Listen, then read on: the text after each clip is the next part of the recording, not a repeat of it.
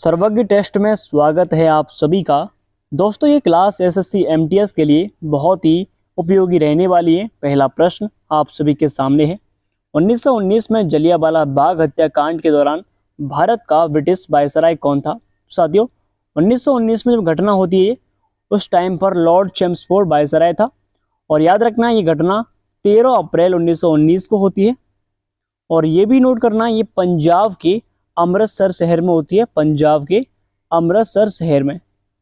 आगे बढ़ते हैं अगले प्रश्न की ओर। अगला प्रश्न, स्वतंत्र भारत के पहले उप प्रधानमंत्री के रूप में किसने कार्य किया? आप जानते हैं पहले प्रधानमंत्री कौन थे? पंडित जवाहरलाल नेहरू थे। लेकिन हम उप प्रधानमंत्री की बात कर रहे हैं तो ये थे सरदार वल्लभ भाई पटेल। ये भी याद रखना है, बहुत ही इंपॉर्टेंट बात है। और डॉक्टर राजेंद्र प्रसाद कौन थे? ये हमारे देश के प्रथम राष्ट्रपति थे। आगे बढ़ते हैं, अगला प्रश्न आप सभी के सामने। 1932 का पूना समझौता विधायी निकायों में दलित वर्गों, अनुसूचित जातियों के प्रतिनिधित्व के संबंध में महात्मा गांधी और किस भारतीय नेता के बीच एक समझौता था? तो साथियों, महात्मा गांधी और डॉक्टर भीमराव अंबेडकर के मध्य एक एक्ट होता है, एक एग्रीमेंट होता है 1932 को। ये भी नोट करना है, जिसे पूना एग्रीमेंट कहते हैं, यानी कि पूना समझौता कहते हैं। आगे बढ़ते हैं, अगला प्रश्न आपके सामने। भारतीय सिविल सेवा ICS परीक्षा उत्तीर्ण करने वाले पहले भारतीय कौन थे? तो साथियों, सबसे पहले जो इंडियन सिविल सर्विसेज है उसको पास करने वाले सत्येंद्र नाथ टैगोर थे। ये भी याद रखिएगा, इंपोर्टेंट क्वेश्चन है। आगे बढ़ते हैं, अगला प्रश्न देखिए। 1945 के भारतीय स्वतंत्रता अधिनियम में प्रावधान किया गया, इनमें से क्या है करेक्ट आंसर? दोस्तों, 1945 में जो अधिनियम था उसमें भारत और पाकिस्तान के रूप में भारत का विभाजन किया गया 1947 में। याद रखिए इस बात को। आगे चलते हैं, अगला प्रश्न आप सभी के सामने। अगला प्रश्न है दोस्तों, झिझिया नृत्य की उत्पत्ति भारतीय राज्य यानी कि किस भारत के राज्य में हुई है? तो झिझिया जो डांस है ये कहाँ का? एक बिहार का एक इंपोर्टेंट फेस्टिवल है झिझिया। इसको भी नोट करना है, ये कई बार एग्जाम में पूछा गया है। ये कहाँ का है? बिहार का है। आगे बढ़ते हैं, अगला प्रश्न। भारत में राष्ट्रीय अंतरिक्ष दिवस कब मनाया जाता है? तो याद रखिए 23 अगस्त को हर साल राष्ट्रीय अंतरिक्ष दिवस मनाते हैं, नेशनल स्पेस डे। और सर इसे क्यों मनाते हैं? क्योंकि आप जानते हैं 2023 में चंद्रयान 3 लॉन्च किया था और उसके सफल होने पर इसको मनाते हैं। आगे बढ़ते हैं, अगला प्रश्न। अगला ग्रीष्मकालीन ओलंपिक किस वर्ष और कहाँ आयोजित किया जाएगा? तो साथियों, अगला वाला जो ओलंपिक होगा वो कहाँ पर? 2028 में लॉस एंजलिस में होने वाला है। और 2024 में अभी कहाँ पर हुआ है? ये हुआ है पेरिस, फ्रांस में। पेरिस, फ्रांस में वर्तमान में हुआ है, याद रखिएगा। आगे बढ़ते हैं, अगला प्रश्न। विश्व हाथी दिवस प्रतिवर्ष कब मनाते हैं? तो साथियों, हाथी दिवस कब मनाते हैं? हर साल 12 अगस्त को हाथी दिवस मनाते हैं। ये भी नोट करना है, 12 जो अगस्त है क्या मनाते हैं? World elephant day. अगला प्रश्न, भारतीय रिजर्व बैंक यानी कि RBI के पहले भारतीय गवर्नर कौन है? तो साथियों, तो जो रिजर्व बैंक ऑफ इंडिया है इसके पहले जो हेड है गवर्नर का नाम है CD देशमुख। इनका पूरा नाम क्या है? चंद्रमुख देशमुख इनका पूरा नाम है। क्या रखिए इस बात को। आगे बढ़ते हैं, अगला प्रश्न।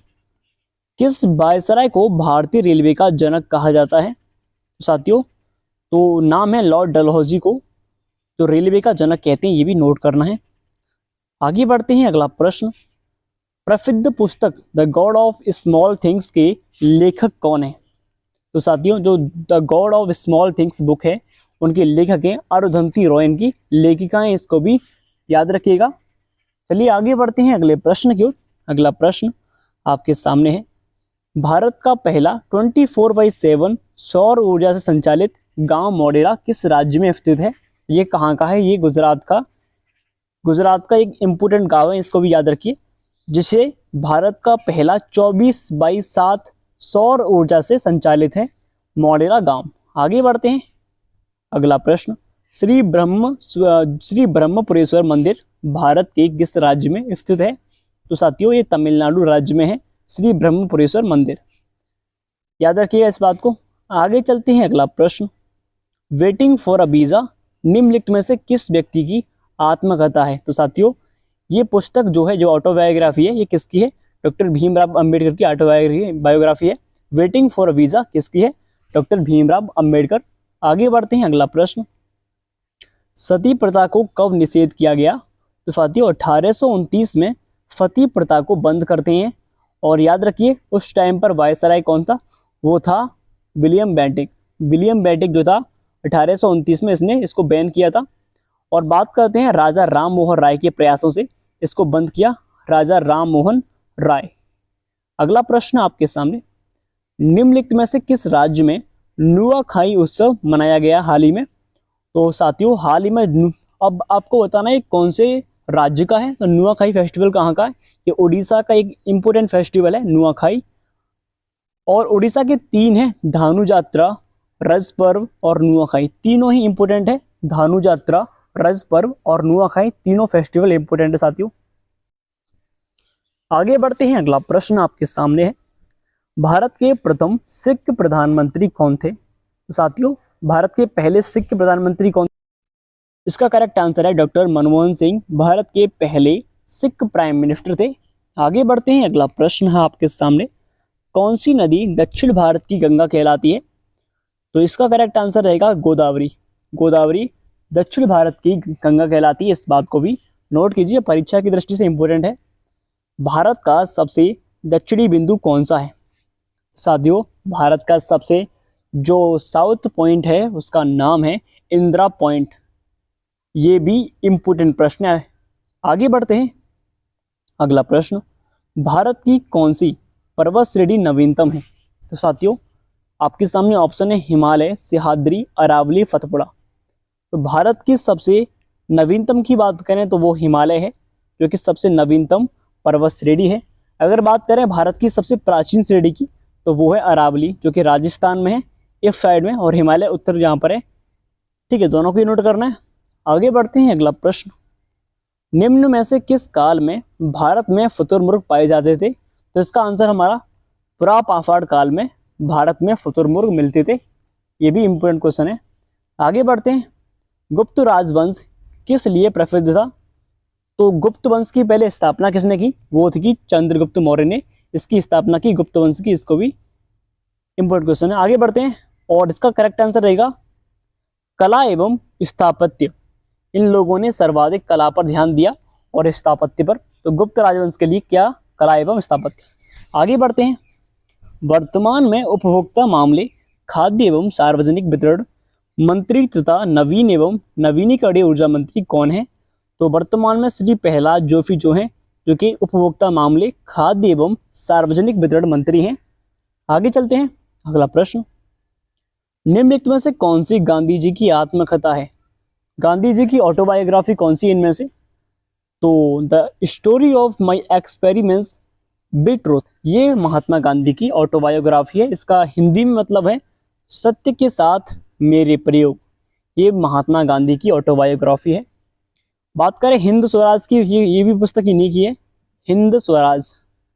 ठीक है, इंडिया ऑफ माई ड्रीम्स इन्हीं की है। आगे बढ़ते हैं, अगला प्रश्न, निम्नलिखित में से कौन स्वतंत्र भारत के प्रथम कानून मंत्री कौन थे? तो फर्स्ट जो इंडिपेंडेंस भारत के पहले कानून मंत्री का नाम क्या है? उनका नाम क्या है साथियों? उनका नाम है डॉक्टर भीमराव अंबेडकर। इसका करेक्ट आंसर है भीमराव जो राव अंबेडकर जी हैं, इसका सही आंसर है, पहले कानून मंत्री थे। आगे बढ़ते हैं, अगला प्रश्न, विश्व का सर्वाधिक मतदाताओं वाला देश कौन सा है? तो वो अपना भारत ही है, जहां पर सर्वाधिक वोटिंग होती है। अगला प्रश्न आपके सामने, विश्व का सर्वाधिक स्वर्ण उत्पादक देश निम्नलिखित में से कौन सा है? तो सर्वाधिक सोना कहाँ पर मिलता है? ये मिलता है दक्षिण अफ्रीका में सर्वाधिक सोना मिलता है, यहाँ पर उत्पादन होता है।